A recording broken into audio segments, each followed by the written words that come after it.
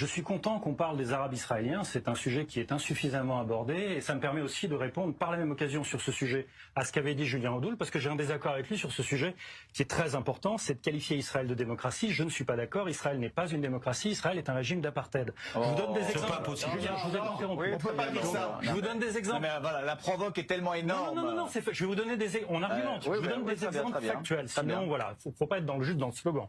La loi État-nation, c'est pas moi qui l'invente. Elle dit bien que le droit d'autodétermination nationale, il est réservé aux Juifs. Excusez-moi, les mots ont un sens. Ça veut dire que les Arabes israéliens sont littéralement des citoyens de deuxième catégorie. Deuxième exemple, en 2020, la justice israélienne, pas moi, la justice israélienne, elle a donné raison au maire d'une commune qui a refusé de financer le transport scolaire des familles arabes israéliennes au motif qu'elles étaient arabes. C'est pas de la ségrégation, ça, peut-être? Troisième exemple, la loi, j'ai bien dit la loi.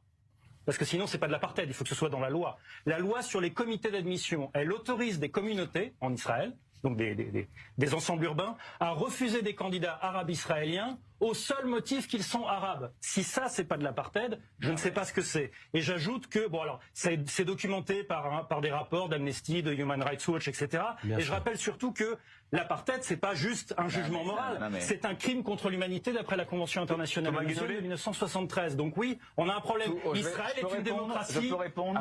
Je termine juste et je vous rends la parole volontiers. Israël est une démocratie libérale au sens politique du terme. Je suis d'accord avec vous, à condition de ne pas être arabe.